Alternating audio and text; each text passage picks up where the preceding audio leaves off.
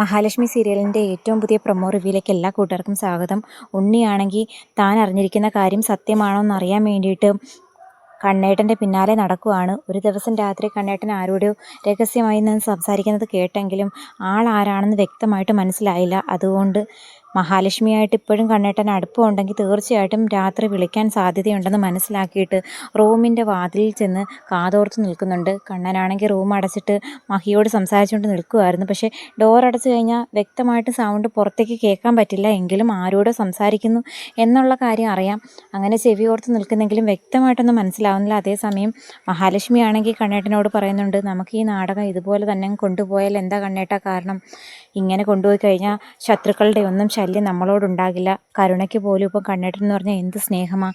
ആ സ്നേഹം എല്ലാം അതുപോലെ തന്നെ നിലനിന്നേനെ എന്ന് പറയുമ്പം ഇപ്പം തന്നെ എനിക്ക് അമ്മയെ കാണാത്തതിൻ്റെ വിഷമമാണ്. ഇനി നാളെ ഒരു സമയത്ത് അമ്മയും കുഞ്ഞിനെയും കാണാതിരിക്കാൻ എന്നെ കൊണ്ട് പറ്റില്ല. ഇപ്പം തന്നെ താങ്ങുന്നതിനും അപ്പുറം മനസ്സ് വേദനിച്ച് തന്നെ പിരിഞ്ഞിരിക്കുന്നത്. ഇനി ഒരു നിമിഷം പോലും ഈ നാടകം മുന്നോട്ട് കൊണ്ടുപോകാൻ പറ്റില്ല. കുഞ്ഞ് ജനിച്ചു കഴിഞ്ഞാൽ ആ നിമിഷം തന്നെ നമുക്ക് തന്നെ ഈ നാടകം പൊളിക്കണമെന്നൊക്കെ പറയുന്നു. അതേസമയം കരുണയാണെങ്കിൽ മേലേക്ക് കയറി വരുമ്പം ഉണ്ണി കണ്ണേട്ടൻ്റെ വാതിൽപ്പടിയിൽ ചെവിയോർത്ത് നിൽക്കുന്നത് കണ്ടിട്ട് കരുണയ്ക്ക് നല്ല ദേഷ്യം വരുന്നുണ്ട്. ഇത്രയധികം സ്നേഹിക്കുന്ന കണ്ണേട്ടനെ എന്തിനിയാൾ ഇങ്ങനെ സംശയിക്കുന്നു?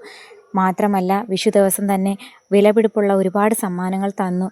ഇയാൾ മേടിച്ചു തരാത്ത എല്ലാ സമ്മാനങ്ങളും കണ്ണേട്ടൻ തന്നു എന്ന് മാത്രമല്ല, മഹിക്കാണെങ്കിൽ ഇത്തവണത്തെ വിഷു ഭയങ്കര സങ്കടമായിരുന്നു. അതിനപ്പുറം സന്തോഷം കരുണയ്ക്ക് വരാനില്ല. അപ്പം കരുണയാണെങ്കിൽ ചോദിക്കുന്നത്, നിങ്ങളുടെ ഈ സ്വഭാവത്തിന് ഇപ്പോഴും ഒരു മാറ്റം ഇല്ലല്ലേ? നിങ്ങൾക്ക് നാണമില്ലല്ലോ കണ്ണേട്ടൻ്റെ വാതിക്കെ ഇങ്ങനെ ചെന്ന് കാതോർത്ത് നിൽക്കാൻ എന്ന് പറയുമ്പം, നീ വിചാരിക്കുന്നത് പോലെ ഒന്നുമല്ല കരുണ ഇവിടെ സംഭവിക്കുന്നത്. അത് വഴിയേ നിനക്ക് മനസ്സിലാവും. മിക്കവാറും നിങ്ങൾക്ക് സംശയമായിരിക്കും. ഇപ്പോൾ കണ്ണേട്ടന് എന്നോട് കൂടുതൽ സ്നേഹം കാണിക്കുന്നു, സ്വർണം മേടിച്ചു തരുന്നു, വിലപിടിപ്പുള്ള സാധനങ്ങൾ മേടിച്ചു തരുന്നു. ഇനി ഞാനും കണ്ണേട്ടനും തമ്മിൽ അടുപ്പത്തിലായിരിക്കുമെന്നൊക്കെ നിങ്ങൾക്ക് ചിലപ്പോൾ സംശയം തോന്നുന്നുണ്ടാകും. തോന്നിയാലും എനിക്കൊന്നുമില്ല. മഹാലക്ഷ്മിയെ വെറുക്കുന്ന കണ്ണേട്ടൻ എനിക്ക് വിലപിടിപ്പുള്ള സമ്മാനങ്ങൾ മേടിച്ചു തരുന്ന കണ്ണേട്ടനോട് നിങ്ങളെക്കാളും എനിക്ക് കൂടുതൽ സ്നേഹമാണ്. അങ്ങനെ തന്നെ കൂട്ടിക്കോ എന്ന് പറയുമ്പം ഉണ്ണിക്കാണെങ്കിൽ ദേഷ്യം കൊണ്ട് മുഖം ചുമക്കുന്നു. നീ എന്തൊക്കെയാണ് കരുണ ഈ പറയുന്നത്? ഇങ്ങനെ പോയാൽ മഹാലക്ഷ്മിയെ ഉപേക്ഷിച്ച് കണ്ണേട്ടനെ നീ വിവാഹം കഴിക്കാൻ സമ്മതമാണെന്ന് പറയുമോ? ചിലപ്പം പറഞ്ഞു എന്ന് വരും.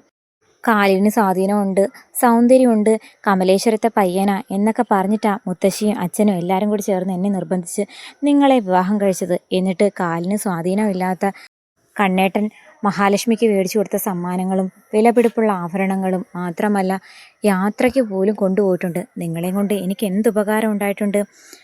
കാലിന് സ്വാധീനം ഉണ്ടെന്നുള്ള ഒരു മാറ്റമല്ലാതെ നിങ്ങൾ കണ്ണേട്ടൻ്റെ 7 അയലത്ത് പോലും എത്തില്ല.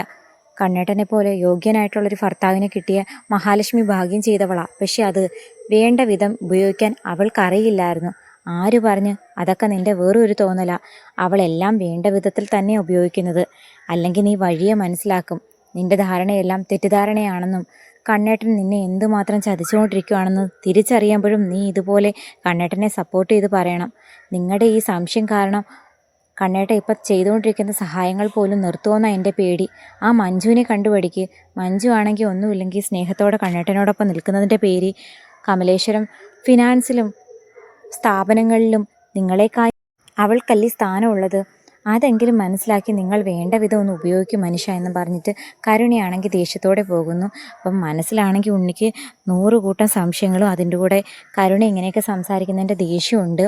എന്നാൽ അതൊന്നും അങ്ങനെ പ്രകടിപ്പിക്കാനും പറ്റുന്നില്ല. ജോലി നഷ്ടമായതിൻ്റെ ദേഷ്യവും അതുപോലെ കണ്ണേട്ടൻ തങ്ങളെ ചതിക്കുകയാണെന്നുള്ള ദേഷ്യവും ഉണ്ണിയിൽ പല പല മാറ്റങ്ങളും ഉണ്ടാക്കുന്നു. മുമ്പ് കരുണ എന്ത് പറഞ്ഞാലും മറത്തൊന്നും പറയാതെ നിന്ന് കേട്ടുകൊണ്ടിരുന്ന ഉണ്ണിയാണെങ്കിൽ ഇപ്പം തർക്കുത്തരമൊക്കെ പറയാൻ തുടങ്ങിയിരിക്കുന്നു. അത് കരുണയ്ക്ക് മനസ്സിലാകുന്നെങ്കിലും തൻ്റെ അച്ഛനല്ലേ ഉണ്ണിയേട്ടൻ്റെ അച്ഛനെ കൊന്നത്. ആ സത്യം തിരിച്ചറിഞ്ഞതിന് ശേഷം ഉണ്ണിയേട്ടനോട് പഴയതുപോലെ പിണങ്ങി തല്ലിപ്പിരിഞ്ഞ് പോകാൻ മനസ്സ് വരുന്നുമില്ല. അതിൻ്റെ പേര് അവിടെ അങ്ങ് സഹിച്ച് ജീവിക്കുന്നേ ഉള്ളൂ. അതേസമയം ലേഖ പറയുന്നു, എന്താ മഹി, നീ എന്താ ആലോചിക്കുന്നേ? അല്ല കണ്ണേട്ടൻ പറയുക, കുഞ്ഞ് ജനിച്ചു കഴിഞ്ഞാൽ ഉറപ്പായിട്ട് ഈ നാടകം അവസാനിപ്പിക്കണം. ഇപ്പം തന്നെ എന്നെ പിരിഞ്ഞിരിക്കുന്ന സങ്കടം കണ്ണേട്ടന് നന്നായിട്ടുണ്ട്. നാളെ ഒരു സമയത്ത് കുഞ്ഞിനെയും കൂടി പിരിഞ്ഞിരിക്കണമെന്ന് പറഞ്ഞാൽ ആലോചിക്കാൻ പോലും പറ്റുന്നില്ല. ഞാൻ പറഞ്ഞാ ഇപ്പോൾ കരുണയ്ക്കൊക്കെ ഭയങ്കര സ്നേഹമാണ്. വിഷു ദിവസം ഗിഫ്റ്റൊക്കെ കൊണ്ട് കൊടുത്തതിന് ശേഷം കണ്ണേട്ടനോട് ഭയങ്കര സ്നേഹവും വാത്സല്യമൊക്കെ കാണിക്കുന്നതെന്ന് പറഞ്ഞപ്പം ഈ നാടകം ഇതുപോലെ അങ്ങ് മുന്നോട്ട് കൊണ്ടുപോയാൽ എന്താണെന്നാണ് ഞാൻ ചോദിച്ചത്. അതെന്ത് വർത്താനാ മഹി നീ പറഞ്ഞത്? എന്നായാലും ഈ നാടകം എല്ലാവരും മനസ്സിലാക്കാൻ പോകും.